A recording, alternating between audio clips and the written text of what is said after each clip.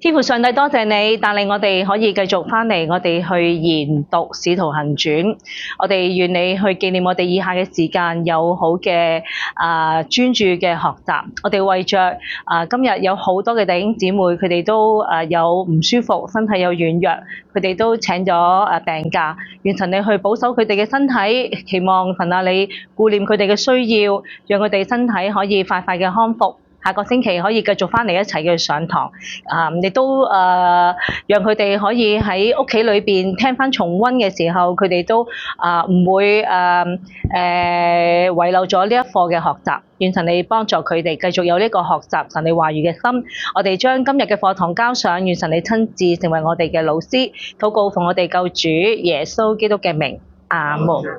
第7章雖然冇筆記下，咁如果我呢個星期有時間咧，我就下個禮拜會補翻筆記俾大家。咁但係今次咧，其實都寫落筆記嘅話咧，其實冇乜特別重點可以寫到，其實好少嘢。但係想大家咧係好宏觀咁樣去睇今次呢一章。嗱，呢一章如果你有翻屋企睇過嘅話咧，有冇人翻去睇過？通常我問呢個問題咧，都係得我一個人喺度舉手嘅啫，係啦。咁大家唔備課咧，就有好有唔好啦嚇。你有備課咧，咁你會容易啲跟到我講咩啦嚇。咁你冇備課咧，就會覺得我講嗰啲嘢好新鮮啦，係咪？如果唔係就我已經睇過咧，咁你又覺得我知你講乜咁樣。咁呢一課係好多時咧，傳道人咧講道啊，或者你讀聖經嘅時候咧，你讀到呢一章，你都會覺得拗爆頭，做乜事啊？做乜事啊？司提反，今日我哋嘅題目係司提反佢被捉之後，佢宣講咗一堂好長嘅內容啦嚇。其實唔係真係講道，因為佢係被捕嘅，俾人審緊嘅時候，佢做咗一個回應，好長52節嘅經文。佢回應完之後咧，就俾人掟死啦。咁到底佢講咗啲乜嘢，令到嗰班人咁火滾咧？佢係第一個殉道嘅人嚟㗎噃。除咗佢講啲乜嘢咁激動人之外咧，你睇佢講嗰堆嘢咧，你真係咧拗爆頭都唔明，做乜喺度講歷史啊？講嚟為乜啊？咁我諗足一個星期，諗到今朝天光嘅時候咧，開始明到多少少。咁睇下我嘅分析咧，會唔會幫到大家咧可以理解多少少嚇？今日咧就嚟到第7章，咁我哋下個星期都有堂嘅，咁跟住咧去到8月咧就再有2堂咧就上完我哋呢一個系列噶啦。嗱，呢一個大綱咧上個星期提過，我哋之前一路講嚇，你會見到咧路加喺寫《使徒行傳》嘅時候，其實佢係有部署㗎，佢間歇性就會提一提教會嘅狀況嚇，而且咧喺中間咧。一班使徒佢哋係不停咁樣受迫害啊、被捕啊、又要受審啊、就坐監啊等等，而嚟到呢個第一個循環、第二個循環，而家係第3個循環咧。今次咧呢一次就係最叫做喺耶路撒冷嚟講咧係最犀利嘅呢一次，因為今次咧係死人啦，亦都因為呢一次跟住。教會就被好大嘅鎮壓，即係呢個宗教領袖嗰邊啊，聖殿裏邊嘅大祭司啊等等嘅人咧，對教會有好大嘅鎮壓。之後咧，上次有提耶路撒冷教會嘅門徒就分散啦。咁但係我哋由之前由第1章一路講到去今日都係第7章，成個內容全部我上次都有提過。全部都喺咩位置㗎？仲仍然喺咩城市入邊啊？大家要緊記，係啦，仲係喺耶路撒冷，冇出過呢個城一半步啊！由第1章去到第7章，第1章有嘅，係出咗呢個城上咗橄欖山，因為要即係見證住耶穌嘅升天嚇。咁但係當耶穌升天之後咧，耶穌叫佢哋翻去城入邊等候聖靈嘅降臨咧，跟住呢12個使徒咧。佢哋係冇出過呢一個城牆半步嘅，但今日就出啦，仲要俾人拉出去嘅，拉佢出去咧就俾石頭掟死啦。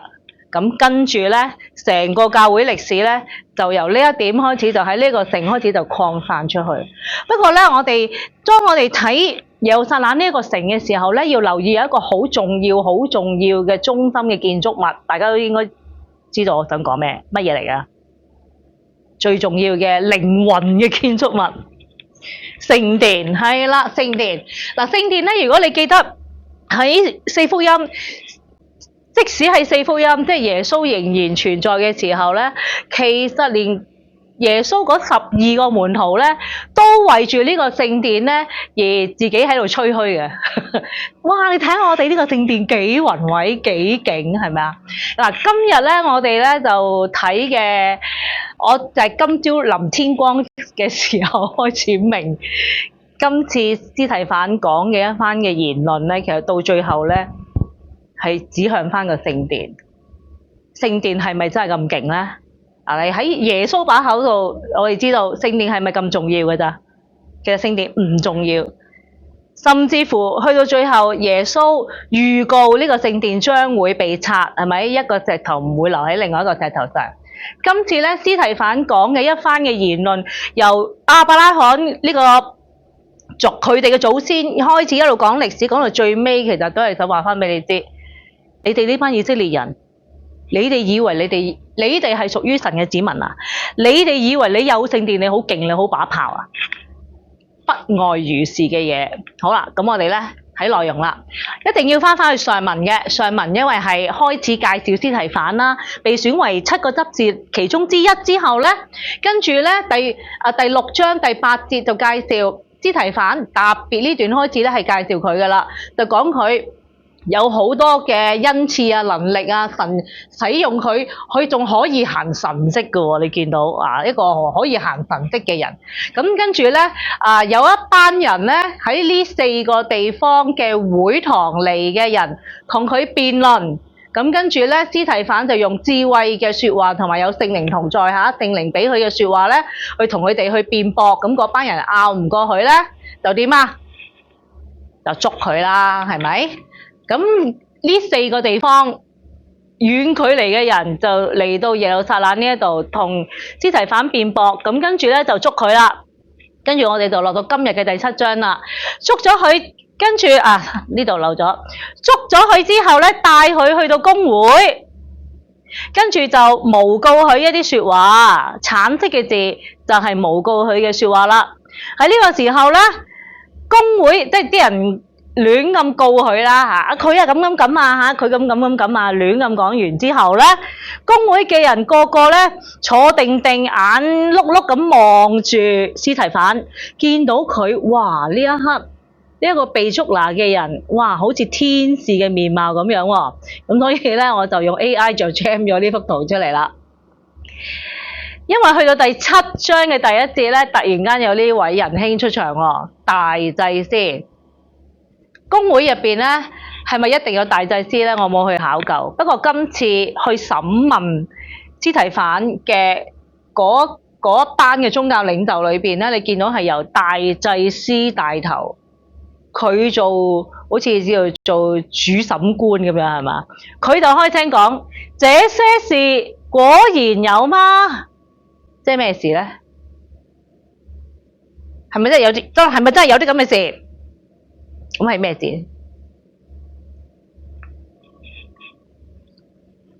咁我哋閱讀理解係，如果咁樣咧，就一定要睇返上文啦。就係有橙色講嘅呢啲事啦。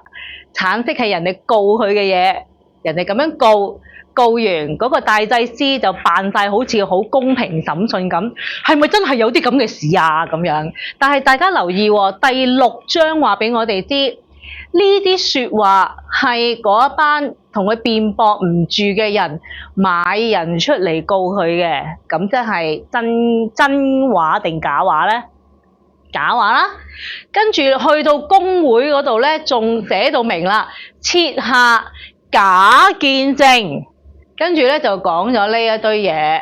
咁咧呢啲就係佢哋嘅假見證，誣告司提反嘅內容啦。上一章6章嘅第11節、13、14節，分別有幾個重點。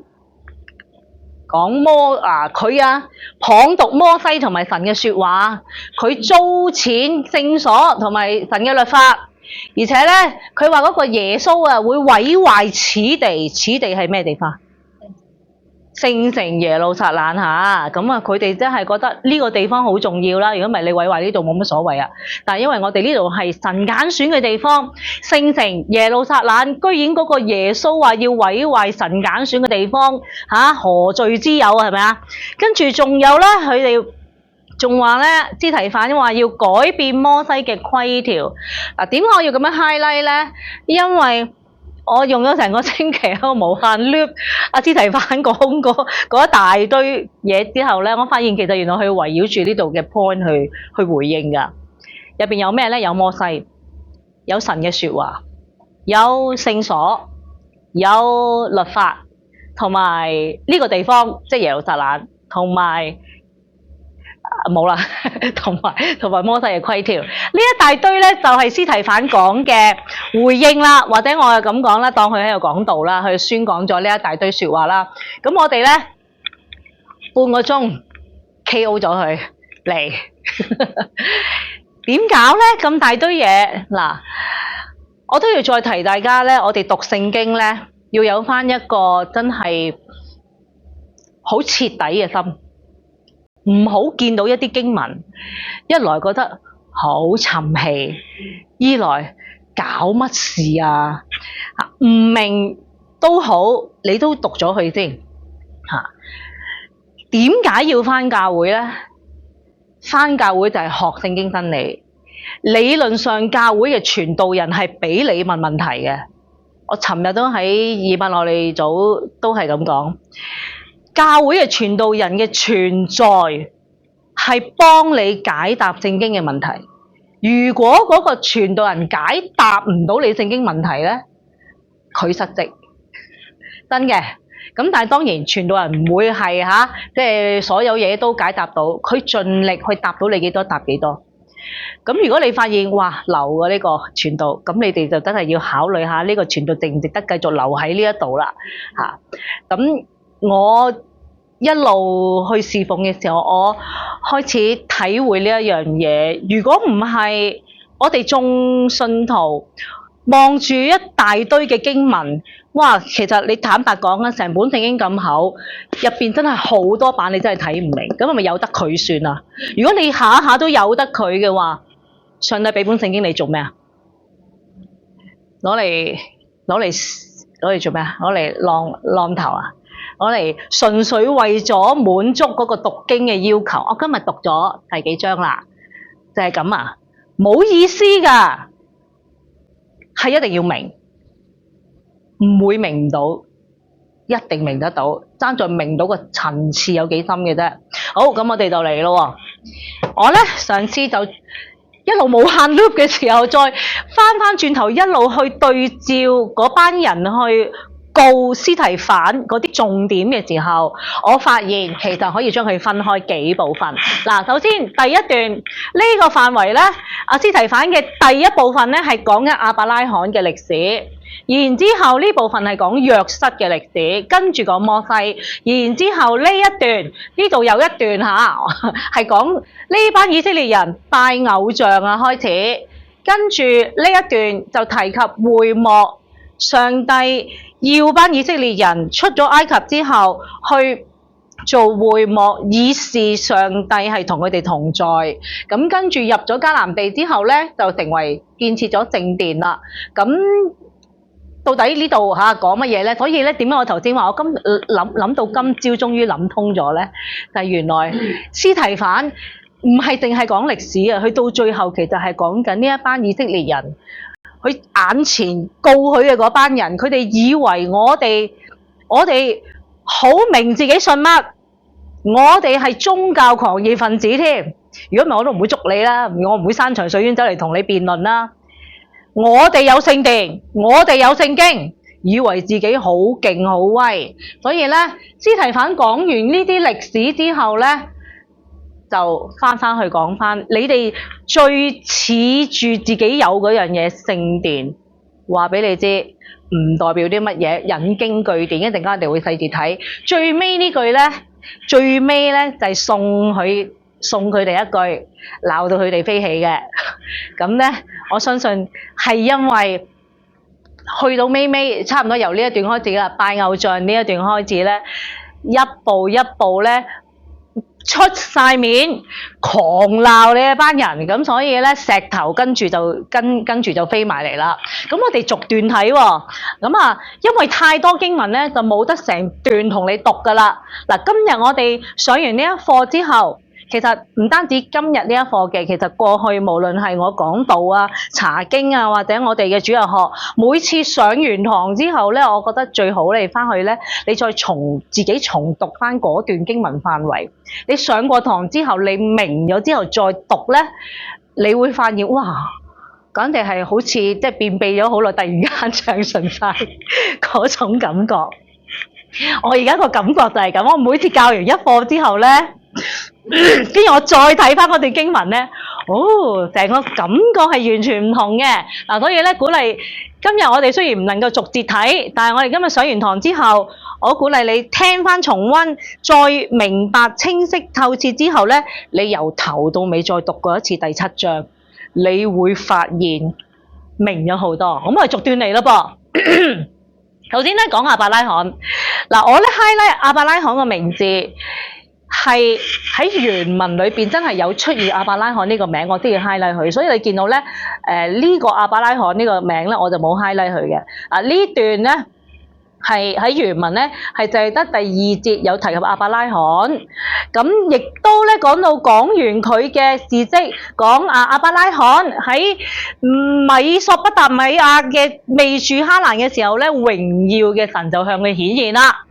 咁跟住咧就呼召佢啦，叫佢要離開本地同埋親族啊，往我所要指示嘅地方。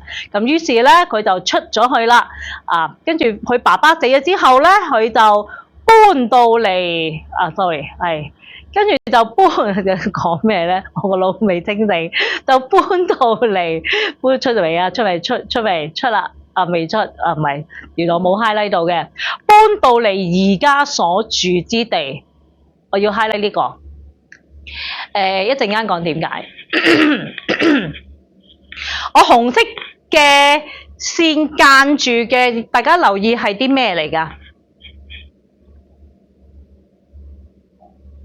上帝講嘅說話，上帝嗱，司提反佢同所有嘅人講，你話我謗讟神嘅說話，我而家就將神嘅說話講俾你聽，我好清清楚楚講出嚟嘅時候，大家聽到佢有冇亂咁講呢？係冇嘅，佢都係按住摩西五經裏邊嘅記載去講嘅。你要離開本地和親族，往我所要指示嘅地去。跟住咧，當佢去到嗰度嘅時候，神咧就同阿亞伯拉罕講，即係當佢已經去到迦南地噶啦，冇俾產業亞伯拉罕，咁但係佢咧就同亞伯拉罕講話，你嘅後裔咧就會寄居外邦，預告將會發生嘅事情喎，做埋奴僕。當佢哋喺嗰度做咗苦工400年之後咧，我就會罰嗰個要去做奴僕嘅嗰個國家即係埃及喎。跟住咧懲罰咗之後咧，以後就要拯救佢哋出嚟，翻嚟這地方侍奉我。因為頭先我哋睇佢哋告司提反，話佢呢個耶穌要毀壞此地，所以咧佢由第一段記載已經同你由我哋嘅祖先開始講，你話講耶穌要毀壞此地，呢個係咩地啊？呢個地係點樣嚟嘅？點解你今日會企喺呢度啊？係因為我哋嘅上帝呼召亞伯拉罕嚟呢度，跟住你先至有得喺呢度。呢笪地係上帝俾嘅，唔係你自己咁勁，你自己搲翻嚟嘅。呢個其一。好啦，咁咧呢個係啦，神係我做漏咗呢啲嘢，係啦，喺度 highlight 晒啦，冇錯啦。好，我撳翻嗰啲紅色嘢先，我唔夠時間 check 我個 PowerPoint。好，咁樣咧就，所以你見到咧，其實司提反一路講亞伯拉罕嘅古仔嘅時候咧，佢真係抽重點嚟講㗎，因為亞伯拉罕仲有好多嘢可以講㗎嘛，可以講獻以撒，係咪啊？可以講認個老婆做妹，好多嘢可以講㗎。但佢乜嘢都唔講，佢就係抽呢啲內容去講，係回應返呢兩個重點。佢直接去講出神同亞伯拉罕講啲咩説話，我冇謗讟神嘅説話㗎。而且你話耶穌要毀壞此地，我同你講搞清楚呢笪地係邊個嘅先？唔係你㗎，上帝㗎。咁咧嗱，而家咧我就翻轉頭呢一版咧，有一樣嘢咧係我一開頭我處理咗好多日我都處理唔掂嘅嘢，我而家開始通透少少，不過唔會喺今日講。如果你熟舊約聖經嘅話，你會發現司提反講亞伯拉罕嘅歷史同摩西五經嘅記載有出入，有矛盾。有冇人已經知道係咩矛盾啦？係冇人知嘅，好啦，咁因為咧要解決呢個問題咧，首先你要知道創世記講乜，咁跟住咧喺呢度咧又講乜，跟住個矛盾位喺邊咧？因為個矛盾位係好細微嘅，咁有啲人咧就會錯啦，新約聖經都唔啱嘅，你睇下記埋晒啲咁嘅嘢，同舊約都唔同嘅，所以新約聖經咧係唔可靠嘅咁樣。嗱，首先第一咧就咁短嘅時間，我唔可以好詳細同大家講解下，不過咧而家係司提反講緊佢哋自己祖先嘅歷史，咁就我哋應該取態喺邊一個為之最正確嘅資料咧？我哋應該係跟翻摩西五經嘅嚇，咁但係係咪等於司提反唔熟書咧？又唔可以咁講嚇。咁如果你好想知道點解咧？等我遲啲好得閒嘅時候，我自己拍片擺上 YouTube， 識經短打，到時先再聽啦，係嘛？咁啊，我覺得有少少通透咗，唔一定係矛盾嚟嘅，有可能係二合為一都可以嘅。咁啊，呢度賣個關子啦。咁你咧有時間就可以自己翻屋企打開呢個創世記睇下，到底有乜嘢矛盾啊？提你啦，係第2節至到第4節，係啦，2至4節。同創世記嘅記載係有矛盾出入嘅。好啦，咁司提反講呢個亞伯拉罕嗰個段落咧，就到呢度啦。然之後咧，點解咁嘅？好得冇理。好，第二段咧就講約瑟嘞噃。講完亞伯拉罕，我就抽約瑟講啦。呢啲都係佢哋好重要嘅祖先嘅人物，但係佢選擇一跳就跳咗去講約瑟。亞伯拉罕生邊個啊？以撒生雅各。以撒同雅各其實都好多嘢發生㗎。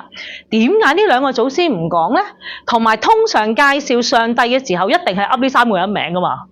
但係佢就係唔講呢兩個，所以證明咧司提反係有目的地去揀人物講嘅，因為佢講緊此地呢個地，亞伯拉罕係因為上帝呼召佢，叫佢嚟到呢一個地方，呢個地方係上帝俾亞伯拉罕嘅，唔關你呢個人有啲咩勁嘅事。咁跟住咧，因為上文已經係提及。上帝同亞伯拉罕預告你啲後代會被賣去埃及啊嘛，跟住就會翻嚟啊嘛，咁所以咧中間嗰啲歷史唔理啦，一嘢咧就飛咗去埃及啦，即刻就飛咗去埃及噶啦。約瑟咁啊都係啦，嗱呢個原文出咗嘅名字約瑟咧就有呢3個嚇，其他嗰啲咧原文係冇嘅，就應該係用個他字去代表嘅。咁咧。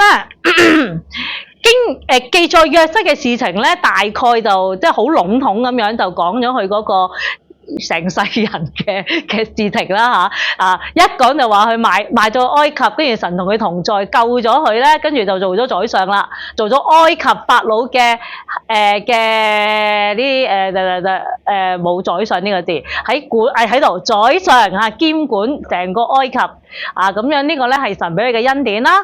咁跟住咧後尾遇到饑荒，咁於是咧我哋呢班祖宗咧冇嘢食，原本係喺此地嘅，係喺迦南地，我哋已經喺迦南地啦。因為呢一件事，雅各因為要揾食咧，咁跟住輾轉地佢十個仔去埃及揾嘢食，第二次就同約瑟相應翻啦。約瑟就打發阿爸，邀請你成家人落嚟啦，你75個都落晒嚟啦，有排你餓喺上面實餓死你啦。於是第15節就交代，於是佢哋成個宗族嘅人75個人喺以色列地落咗埃及。睇得出咧，其實佢又係強調此地嗰個來源啊！上帝曾經帶你哋成班人離開過呢度㗎，呢笪地其實唔係你㗎。上帝要你走咧，你冇得唔走㗎。整個饑荒，你賴死唔走啊？咁你咪喺度餓死咯，係咪啊？咁此地其實唔係你嘅，係上帝嘅。上帝俾你就俾你。好啦，咁約瑟嗰段咧係帶出咗呢個重點之後咧，跟住就到摩西咯喎。你見到摩西呢段係點啊？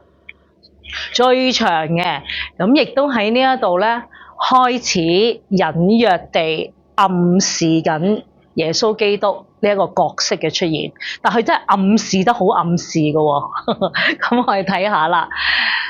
呢度咧出現咗摩西嘅字原文咁就係呢幾個啦。好啦，因為嗰班人話我謗讟摩西啊嘛，咁所以咧，你既然第一個咁大嘅指控，摩西係以色列人最大嘅先知，亦都甚至乎因為摩西五經傳統，佢哋都認為係摩西寫嘅。除咗係最大嘅先知之外咧，係聖經嘅作者佢哋會叫摩西做佢哋嘅老師。佢哋最大嘅拉比就係摩西啦，咁樣。咁所以咧，嗰班人去誣告司提反謗讟摩西，呢個係好大罪嘅喎。咁所以咧，佢就用最長嘅篇幅咧，就要回應呢一件事啦。咁樣咧，我又將佢拆開4段。你將佢拆開4段咧，係摩西唔同嘅人生嘅年份階段啦嗰個歷程咧，亦都睇到唔同嘅重點。好啦，咁我哋第一段 A 段第一段。咁呢段講乜嘢咧？就講咧，好啦，咁嗰班以色列人落晒埃及大家好熟㗎啲古仔係咪啊？落晒埃及就做奴隸啦。咁跟住400年之後咧，就有一個唔識得邊個啊？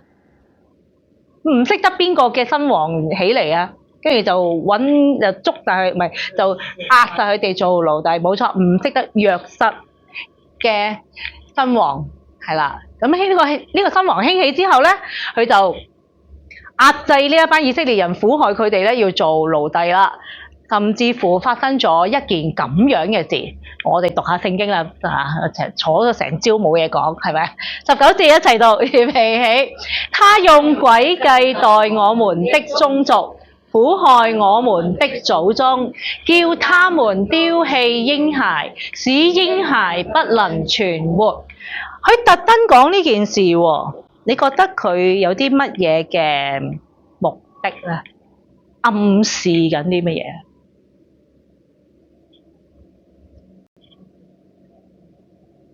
暗示緊一個人。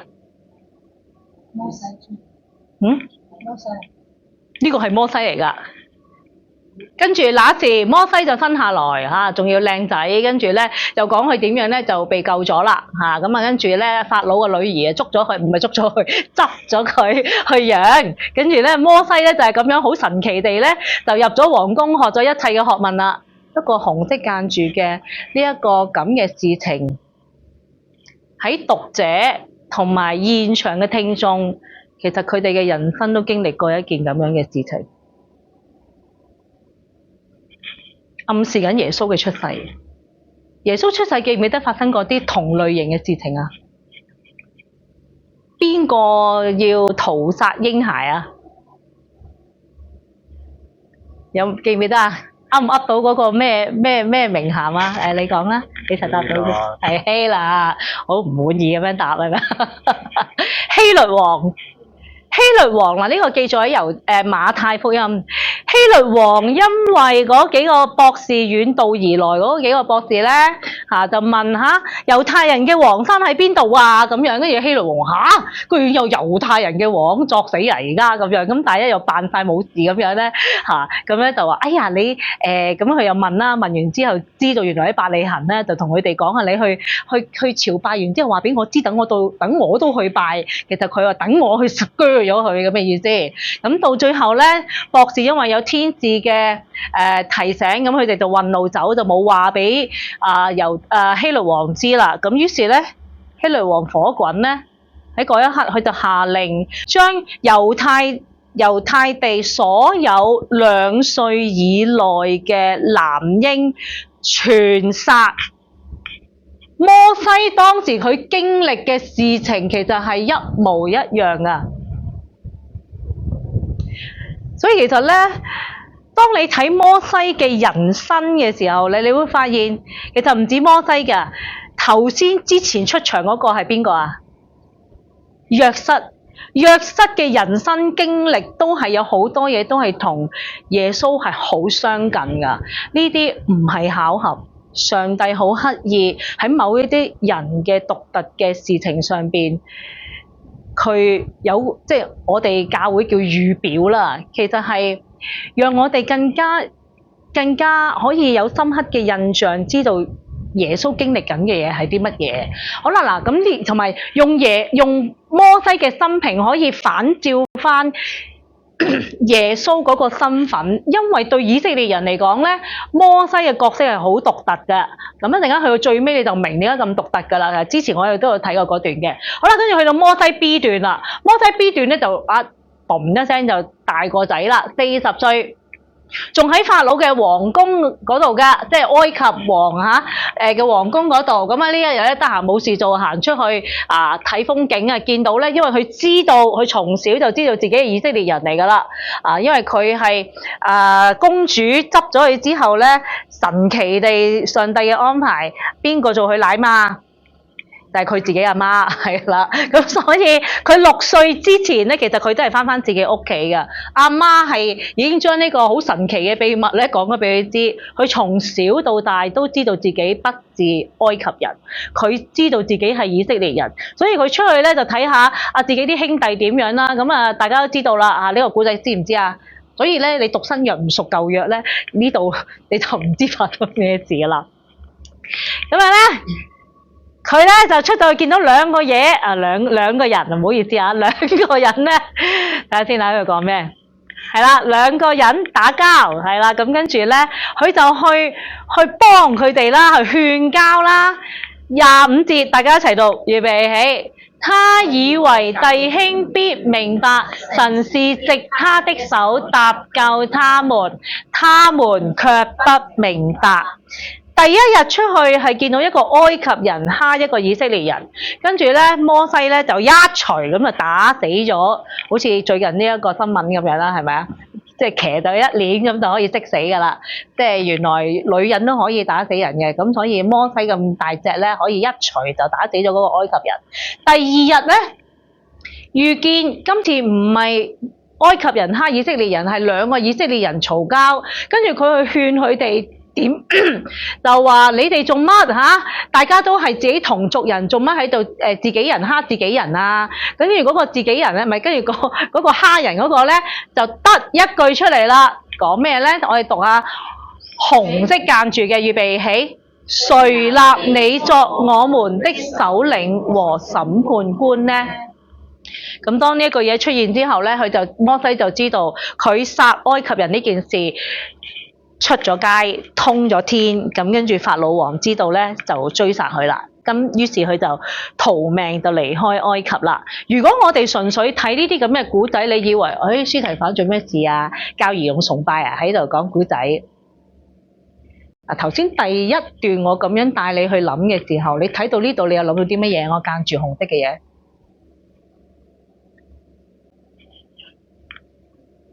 同邊個有關？你捉到我條路你就知㗎啦，一定係同邊個有關？同耶穌咯，暗示呢班以色列人唔明白耶穌係嚟拯救。其實你代落去啊，你代落去，他以為兄弟必明白，神是藉耶穌的手搭救他們。啊，不過佢哋原來真係唔明㗎喎。誰立耶穌你作我哋嘅首領同埋審判官啊？咁跟住咧就厭棄佢咯，係咪？好啦，嗱，係咁樣暗指緊嘅喎。摩西嘅跟住棄絕埋佢啦嚇。好啦，咁然之後咧，摩西施斷咯喎，又過咗40年咁啫。而家咧，摩西已經80歲人啦。大家熟聖經咧就知道咧，80歲咧就仲開緊工嘅，就係放緊羊啦。放羊某日去到西奈山咁咧就阿羊仔啊帶佢行下咧，佢就見到呢一個神蹟啦。神咧就用火去燒荊棘，但係燒唔壞嘅荊棘。咁樣咧，摩西好奇行埋去，上帝向佢顯現。摩西見到呢個異象，覺得好奇怪，咁於是咧走前啲咧，神就同佢講嘢啦。我有冇間住咧？係有嘅。好啦。間住嘅呢一句咧，係上帝講嘅説話。我是你列祖嘅神，係亞伯拉罕嘅神、以撒嘅神、雅各嘅神。呢度係回應翻嗰班人話我謗讟神嘅話啊嘛。我而家就講翻俾你聽，我知道神講嘅嘢係啲乜嘢，我冇扭曲神嘅説話。好啦，咁然之後咧，摩西戰戰兢兢唔敢觀看咧。然之後咧，佢就上帝同佢講我哋一次過讀晒呢度間住啲4行啊，1、2、3，把你腳上的鞋脫下來，因為你所站之地是聖地。我的百姓在埃及所受的困苦，我實在看見了，他們悲嘆的聲音，我也聽見了。我下來要救他們。你來，我要差你往埃及去。呢一刻，摩西喺邊度？有名嘅米甸嘅邊座山？西奈山或者叫西乃山。佢喺山上。呢度係耶路撒冷咩 ？No。但係上帝話呢度係咩啊？你所站之地係聖地。嗱，摩西咁多古仔佢唔 call，即係佢唔引用出嚟講，佢就係要講呢段。佢開始就帶出另外一個主題。頭先一路講此地呢個耶路撒冷係上帝應許俾我哋呢班人，唔關你事，係上帝俾嘅。如果上帝要你走嘅，你賴死都冇用。跟住佢就講乜嘢為之聖？聖潔，有聖潔獨特嘅屬靈嘅地位，唔係你去賦予佢噶，係因為嗰度有神嘅同在，甚至乎係上帝賦予呢一個地方，我要讓呢個地方去俾我使用，呢度就係聖地。所以咧，唔係你話我有聖殿，我好勁，我好威，聖殿係我哋嘅咁樣，咁你就覺得你哋好勁。暗示咧，聖所唔係淨係聖殿範圍嚇，咁跟住咧，亦都係回應翻佢哋其中一個嘅指控，話佢不斷租錢聖所，即係亂咁講一啲説話咧，去講聖所有問題定係唔知乜嘢，我都唔知咩叫租錢。其實我冇時間考究呢個字眼啊，即係大家應該掌握到啊嚇，租錢聖所即係講聖所嘅壞話啦嚇。好啦，咁啊回應完呢啲重點之後，我哋睇第 D 段咯。D 段摩西就呢度開始咧，就唔係講古仔噶咯喎，少少古仔啦嚇。摩西就係百姓棄絕嘅，之前嗰班百姓講乜嘢啊？我哋又讀一次啊！預備起，誰立你作我們的首領和審判官的？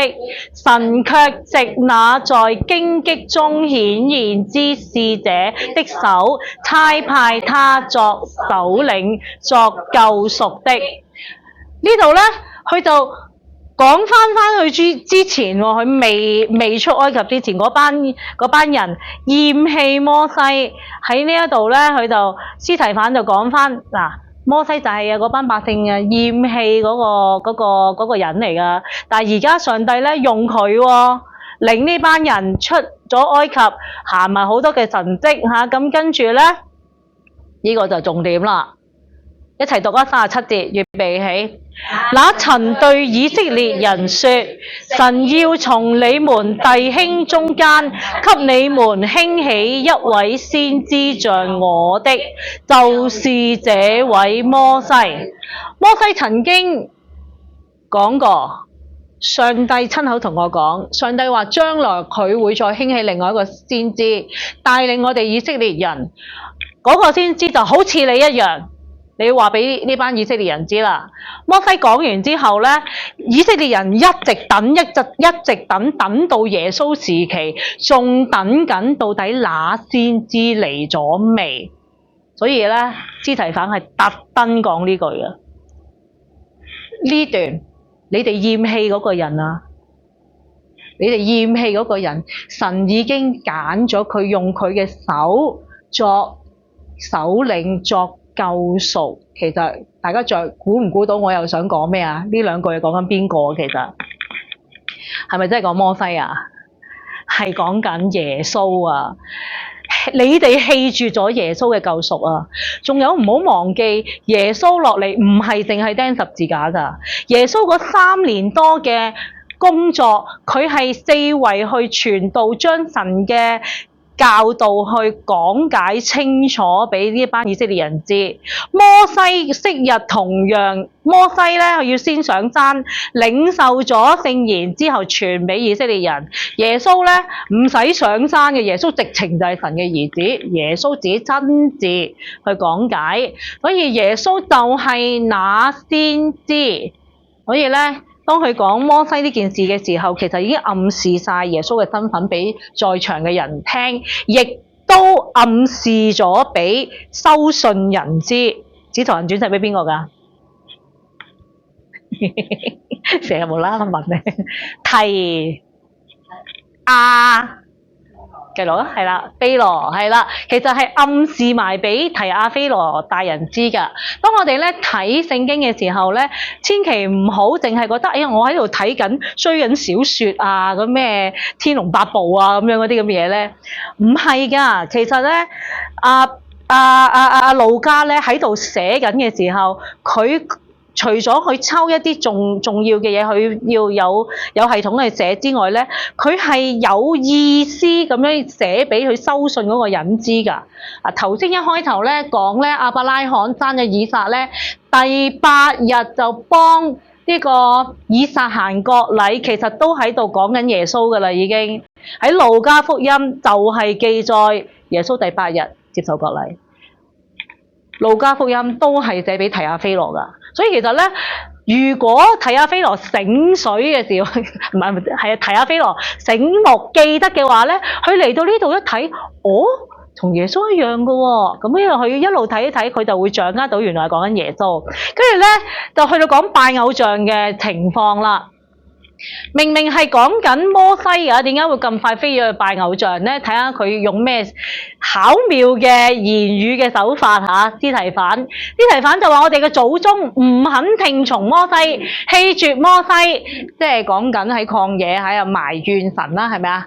好熟可，我啱啱尋日先講完啦，撒母耳團，尋日講銅蛇，咁啊個心啊成日諗住要翻埃及啊，咁跟住咧就同亞倫講，有冇 highlight 啊？係啦，同亞倫講啊，你幫我哋做個神像啦，等嗰個神像喺前面引領我哋啦，因為我哋唔知嗰個摩西去咗邊，佢上咗山領受神嘅誡命，40日都未落嚟，佢哋就以為摩西消失啦。自己去揾個神翻嚟，自己去做個像出嚟，咁跟住咧就做咗咁多嘢啦。我哋話吓，唔係啊，好似得隻牛啫嘛。嗱，呢度一講咧就講咗好多嘢嘅，講啲咩咧？嗱，你一定要熟以色列人個歷史啦，佢哋上咗西乃山嘅時候，摩西消失咗嗰40日，佢哋喺下邊做咗金牛啦，呢個故事。咁佢哋就向佢獻祭啦，呢節係講緊呢樣嘢。而42節開始咧，就講個日後嘅事件，甚至乎去到王國時期噶啦。呢班以色列人去侍奉天上嘅日月星辰，甚至乎先知書上邊都有句咁嘅説話，話佢哋喺曠野嘅時候所獻嘅祭係獻俾我嘅咩？上帝散佢哋。其實上帝知道佢哋個心，成日就諗翻以前埃及嗰度嗰啲神，跟住仲話佢哋抬住摩洛嘅帳幕，摩洛同埋里番神，里番都係神嚟㗎啦嚇，即係里番同埋摩洛都係外邦神嘅神明嘅名字啦嚇，就話佢哋咧，你咁樣做，成個王國時期，即係大衛打後，應該講話所羅門王打後之後，南國北國分開之後咧，上北下南，特別北國係不停咁樣敬拜偶像嚇，咁於是咧就令到上帝咧最後咧火滾之後咧，就要將佢哋遷到去巴比倫啦，即係話以色列國就要亡國啦，南國嘅猶大國都係啦。嗱，呢度先知書上所寫到嘅邊個先知書咧？係呢個阿摩司書。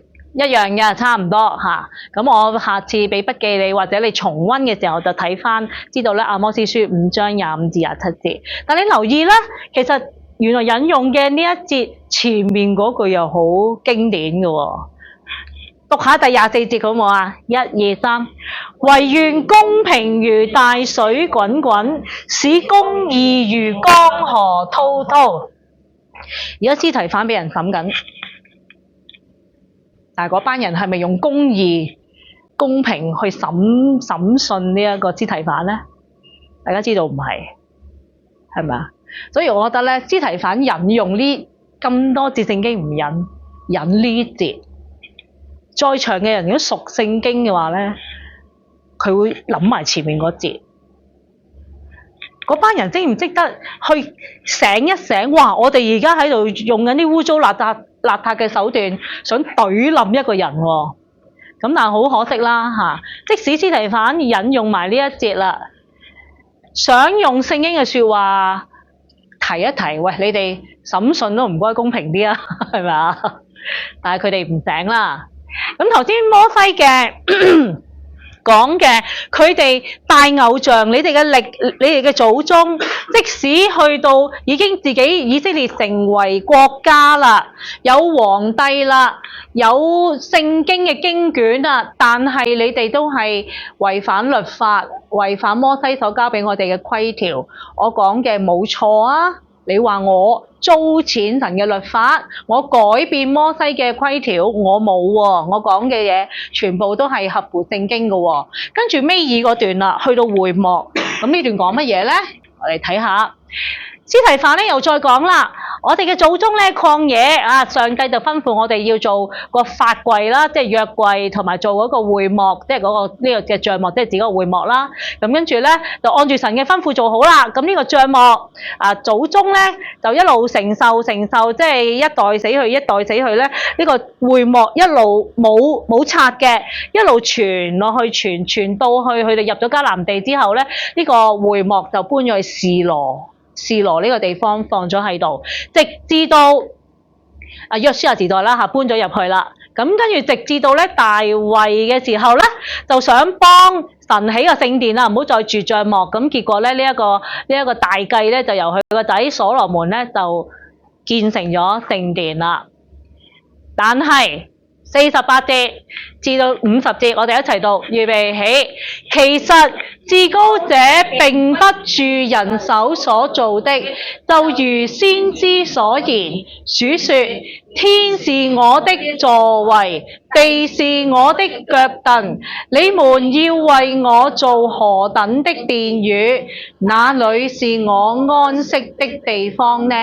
這一切不都是我手所做的嗎？講歷史講到嚟呢度嘅時候，開始由會幕講到好快嘅歷史。以前係會幕嚟㗎，而家變咗聖殿啦。不過你以為聖殿好勁啊？上帝點講啊？上帝話：其實我唔使住喺入邊噶，我唔住你哋啲人手做嘅嘢嚟噶。點解啊？天係我張凳，地係我晾腳嗰個腳踏仔嚟嘅啫。跟住仲要講咩啊？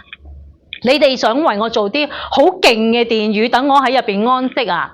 這一切唔係你做噶，我做噶。呢段係引自以賽亞書66章1至2節，差唔多一模一樣嘅字嚇。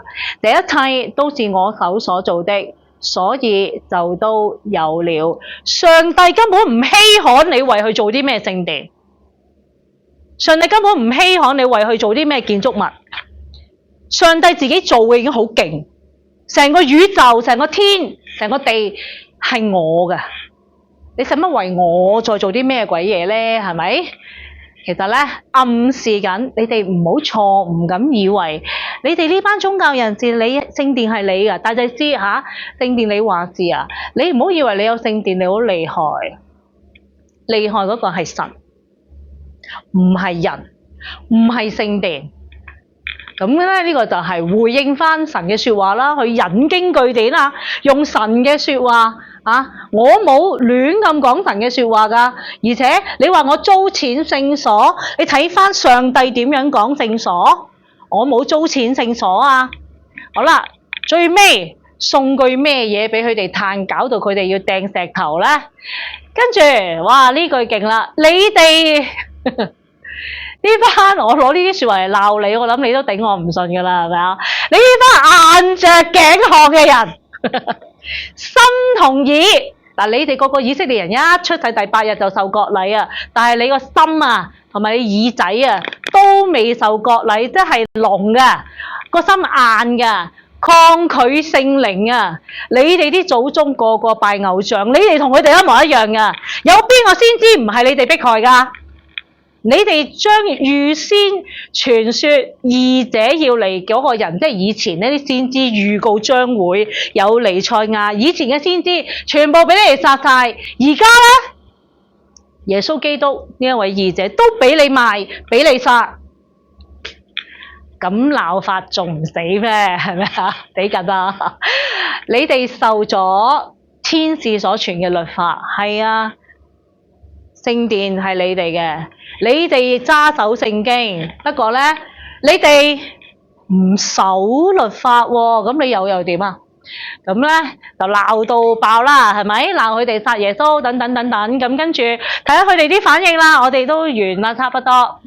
咁又係嗰啲字眼啦，係咪啊？極其惱怒，咬牙切齒，磨牙擦嘴，跟住咧，但係司提反而被聖靈充滿。喺呢一刻，聖經記載佢見到異象，佢見到天開咗，神嘅榮耀，同埋見到耶穌企喺睇下先，人子站在神嘅右邊，係啦，啱嘅，呢幅圖係畫得啱嘅，係都係 AI jam 出嚟嘅啫。咁跟住咧，我想強調一樣嘢，頭先一開頭介紹司提反嘅時候咧。司提反有能力可以行神蹟個噃，咁即係其實而家呢一刻，司提反有冇能力行神蹟嘅咧？咁成扎人嬲到爆炸啦，大聲喊叫，捂住耳仔，齊心湧上，將佢拉到出城外啦。嗱，使徒12使徒成班教會嘅人冇出過城，呢一刻出咗城。俾人拉出去，跟住就攞石頭打。喺側邊有個見證人，呢個仁兄就係掃羅，即係之後嘅保羅，企喺度做見證人。嗰啲人咧將啲衣服擺喺佢前邊，佢就批准，好，你哋掟啦咁樣。咁於是咧，司提反行神蹟，擋係咪超級打人整個防護罩咁樣擋住冇事？咁其實會勁啲嘅喎，你諗下。如果司提反做咗呢一個神蹟，我屈住咁樣，全部石頭飛埋嚟擋住，哇！跟住全部真係好驚啦，係咪啊？好驚咁咪要相信呢一個基督嘅新教啦，係咪啊？